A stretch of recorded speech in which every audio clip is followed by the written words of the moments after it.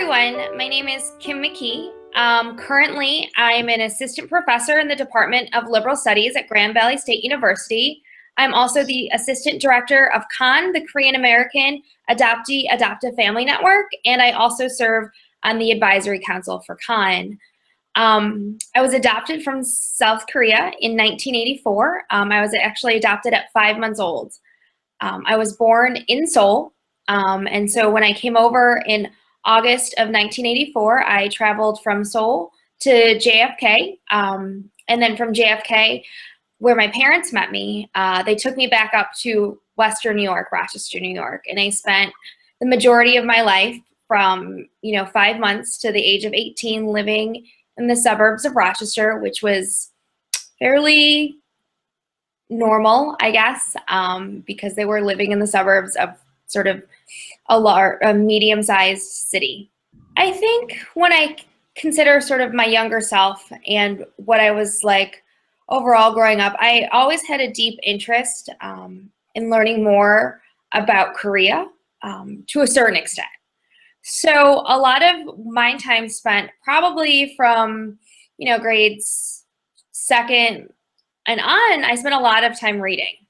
And so one of the first characters I ever came across that was Asian American was in the Babysitter's Club because I loved Claudia. I wanted to be Claudia. I thought, she represented everything that I thought Asian Americans were doing, and I just thought she was really cool. And so I think for me, that's how I ended up being able to talk about my identity as somebody who is Korean American. But at the same time, I also went to Korean culture camp growing up. It was a local culture camp for a couple of summers. And there, my mom actually worked the bookstore table. So it was, for me at the time, it was really neat because I got to sort of help her pick out what books they were going to sort of sell at this camp. And because I was such a voracious reader, I pretty much ended up, I think, picking a lot of the books I wanted to read. So that was a lot of fun. And so when I think back to my younger self, it's actually about trying to learn more about sort of Asian Americans. And so, I think I came of age during dial-up internet, right? And so, and the early, I guess, iterations of the internet. And so what I also ended up doing, probably when I first got my computer at home, I think was when I was about in 6th grade, I would go online and go look at Asian American websites at the time too, and just sort of poke around and learn what, young Asian American college students were doing both on the East Coast and the West Coast. So when I was a child, I think my favorite childhood possession, which I still have, although he is badly beaten up now, his name was Chicky. He was a yellow chick, believe it or not, who arrived on Easter, right? A chick who's yellow that I receive on Easter. Shocker. But I think I got him, I think maybe when I was 3 or 4. And he was with me all sort of throughout my childhood. And I still have him because I am a hoarder and I don't throw anything out. And, I'm not sure, I think a lot of kids sort of keep a lot of those kinds of objects and have them. And so I'm not sure what made him, of all things, stick. But yeah, so it was Chicky, my yellow chick from Easter. I think I would describe myself as being a slightly creative child. So from ages 5 months to 12 years old, I was an only child. And so I spent a lot of that time sort of making up my own worlds to live in, to play Barbies in, right? And so I always had an active imagination as a result of it. And I also like making things. I don't sort of, have like an art room now, but when I was a kid, I had a lot of fun making different projects and baking and things. So that was how I expressed my creativity. But I think overall what I loved was sort of reading. And I go back to books because, I think what reading ended up doing was being able to create and think about sort of new worlds and new possibilities as well. When I was in elementary school, I want to say maybe one of 3 other Asian students in my grade. There was another adoptee like myself from Korea, and then there was a Chinese American. And I'm pretty sure he moved, I want to say when I was in like 5th or 6th grade, he had left our school district and moved. And so, you know, growing up, I wasn't necessarily aware of that kind of difference. I think, well, I mean, I obviously was aware on some level, right? But, you know, I sort of had my friends and I had fit in more or less, but I also had grown up in the same neighborhood as a lot of the kids in my elementary school. So they knew my parents, right? So it wasn't sort of explaining anything to them. And I want to also say that sometime during elementary school, for when we were learning about other cultures, I think maybe my mom came in to sort of talk about Korean culture, but I don't necessarily remember. I do know that for one Halloween, I ended up wearing my hanbok out as like my costume, which when I think back now, you know, I'm slightly, I don't know I actually have some mixed emotions about that, right? This idea of performing Koreanness and Asianness and wearing my hanbok.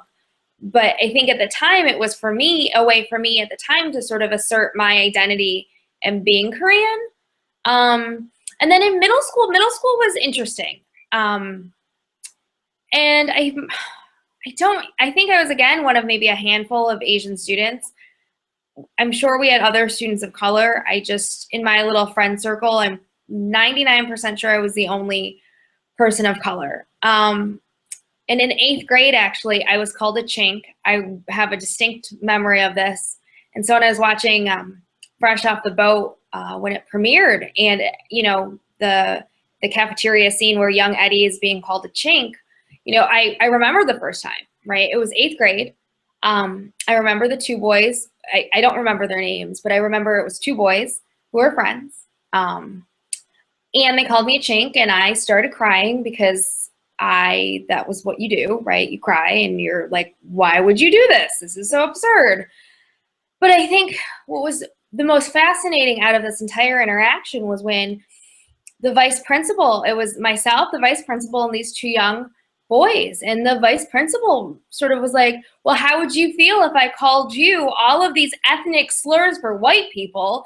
And I think I was so dumbfounded that that's where he took the conversation. And, you know, that moment has stayed with me. But,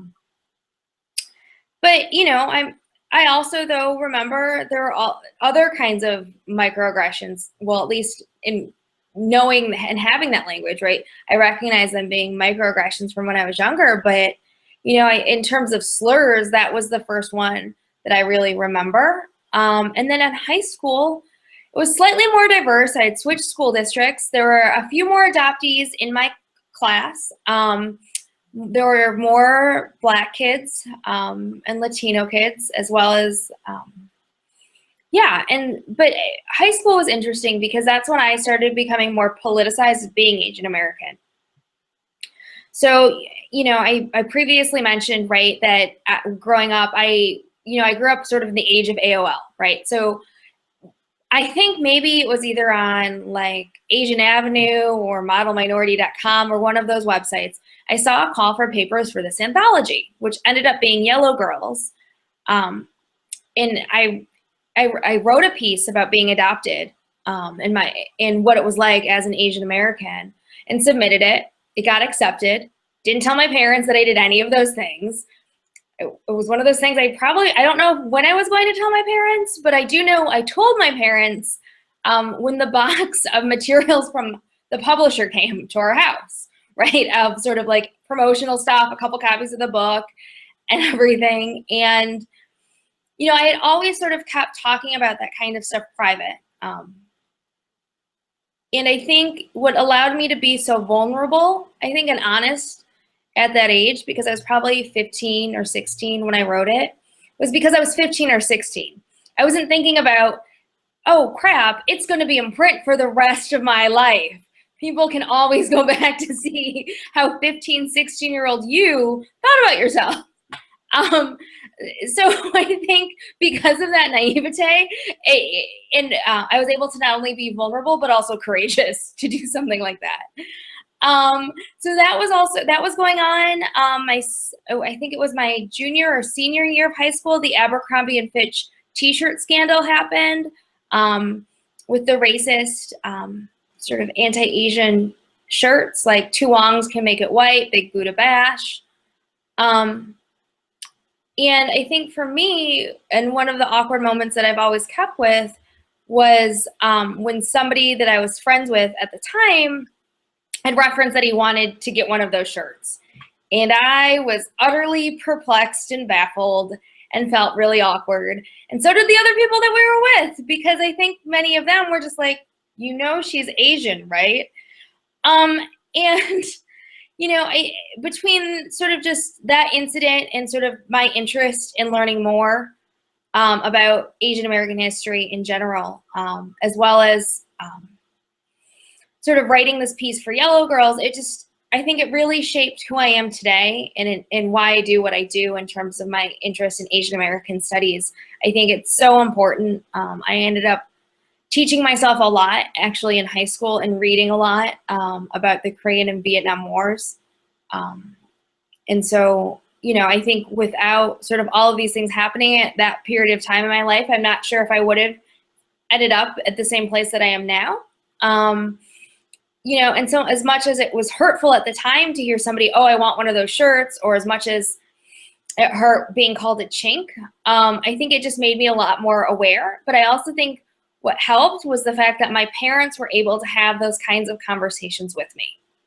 Because I think if I'd grown up in a household where I couldn't have said all of those things, I don't know where I would be today. And to be perfectly honest, because I think, you know, and it's hard for me to not sort of wear my adoption studies scholar hat, but when I read about other adoptees and what they write in their memoirs or just sort of short essays and anthologies, as I'm constantly reminded of how a lot of them just maybe did not necessarily feel as comfortable to talk about these things, right? And in my own way, I think I tried to make a space to have those conversations. And so that was super, I think, important for me when I think about what my life was like in high school. Now, as a faculty member, when I am teaching, I really try hard not to make any of my students feel like they're the only one. And instead, I talk about what it's like to be that only one. Because I'm sure I have been in those situations and I probably just, you know, don't remember them specifically. But, you know, it is hard to feel like you have to represent everyone.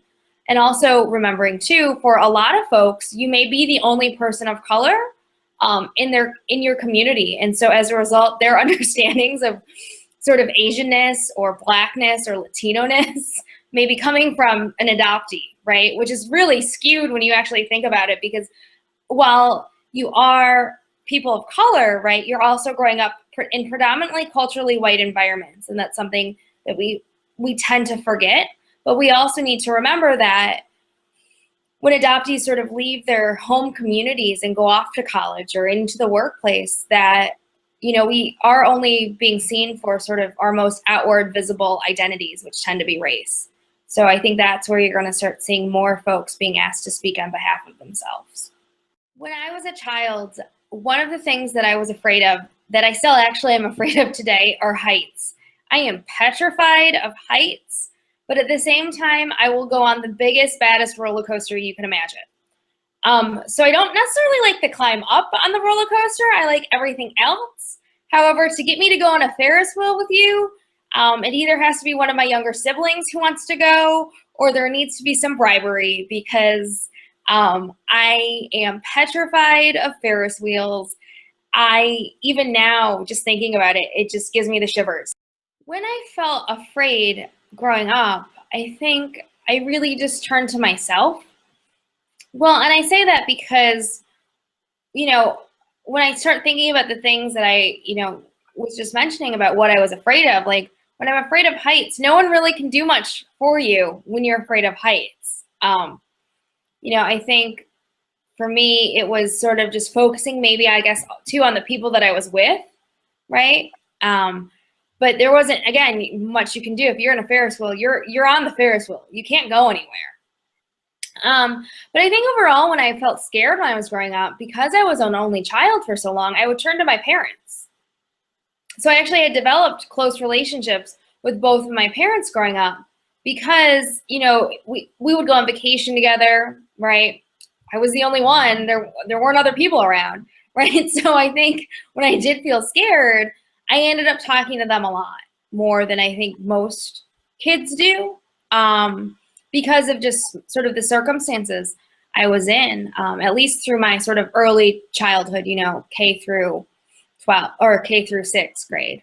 When I think about who my role models were growing up, honestly, one of the biggest role models was always my grandmother. So my grandmother and I were very close when she was alive. And, you know, she was the one actually who would take care of me during the summers when I was sick and stayed home from school. My mom was working when my mom went back to work.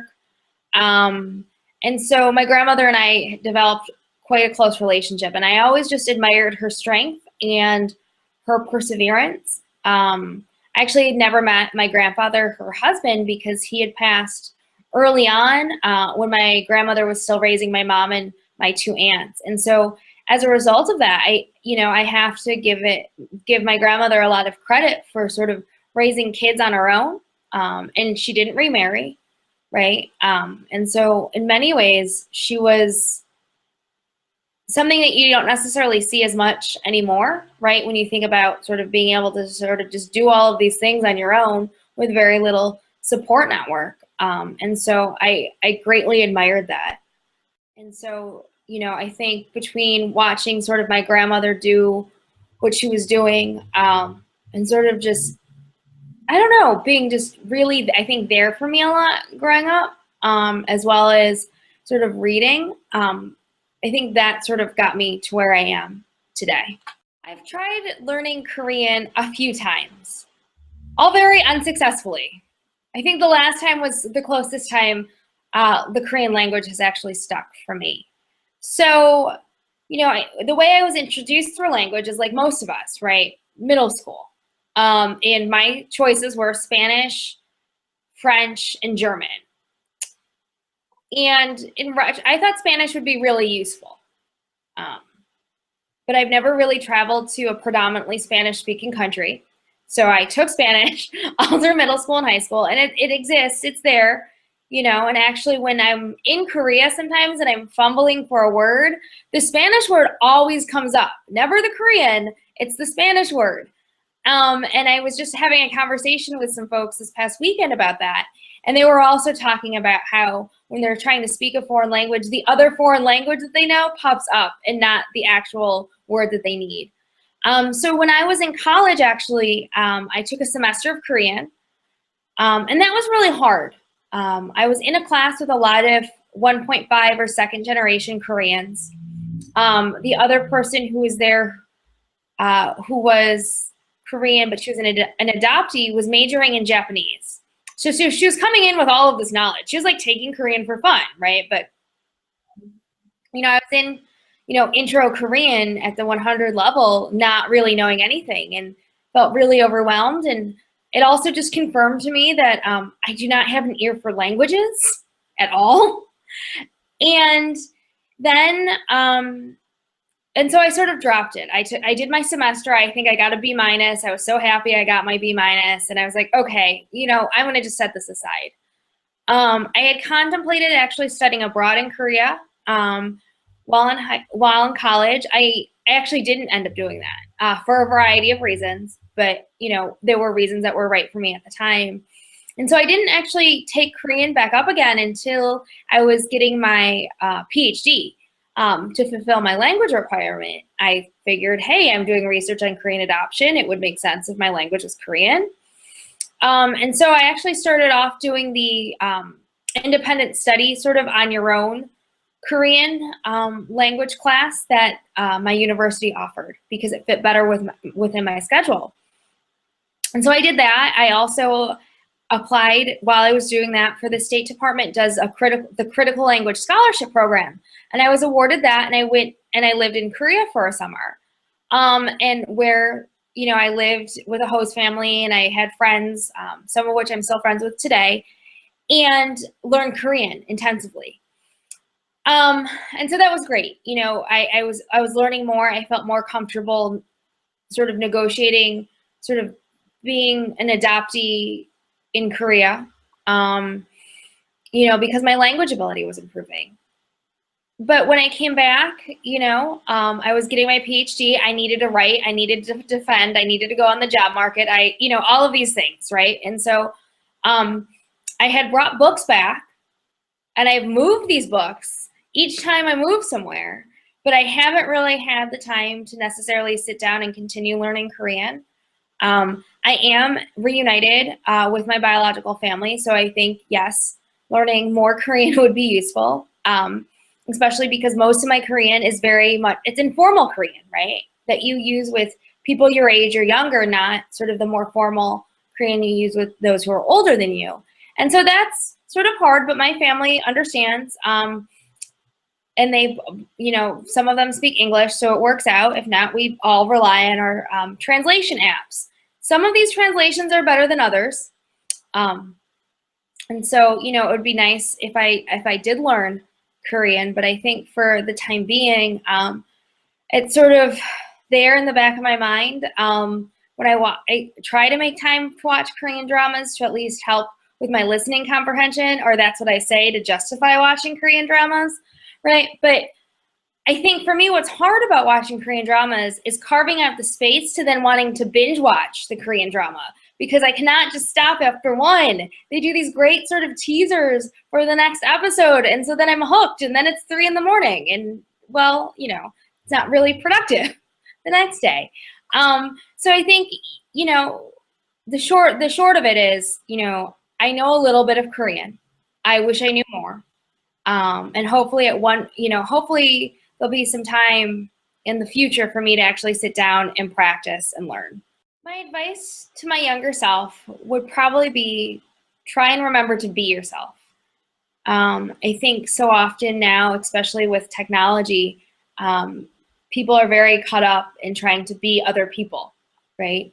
But, you know, being true to yourself and your interests, and remembering that perhaps you may not blossom in high school. You might blossom when you're in college or later on in your life. That's really important to remember. And although that sounds really hard now, especially if you are in middle school or high school, is just remember there's a wider world out there that you can be connected to, and that people will want to connect with you, right? And so, you know, just trying to focus on the future if maybe what's going on right now isn't so great. And I think also when I think back to my younger self, I would probably just also tell myself not to be such a perfectionist sometimes. I probably should tell myself that now, right? But also, you know, it's okay sometimes to make mistakes. It's okay to try something and realize that maybe that's not for you, right? Because when you are growing up, you don't need to have all the answers. You know, I see this a lot when I talk to college students, right? This pressure to sort of know what you want to be when you grow up. And it's okay if you don't have an answer. It's okay if you don't have an answer when you're 5, when you're 10, when you're 18, because it'll always change.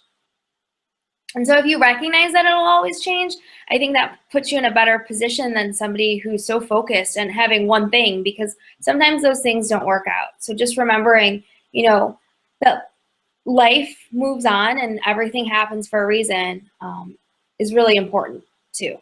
One of the things that I'm really excited to be working on is actually a project that I'm doing wearing sort of my hat as a researcher with KAAN. And so I'm working on a multi-part study, or a multi-component study with them.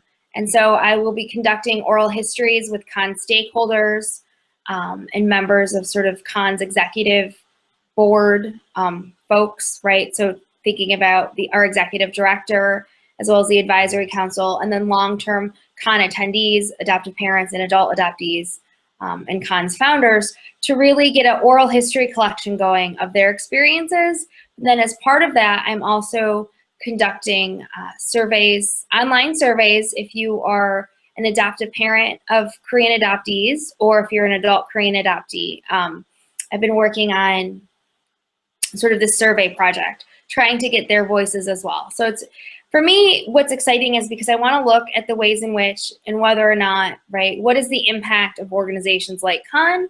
And so it was something that, you know, as I started my new position this past year at Grand Valley State, I'd been thinking about how I wanted to start sort of moving over my research to think about issues affecting the community specifically. My current project, which I've actually sort of retitled it, it's my new title that I'm super excited about, is Beyond Grateful, the Politics and Performance of Adoption, is looking at what I call the transnational adoption industrial complex, the neo-colonial multi-million-dollar industry that commodifies children's bodies.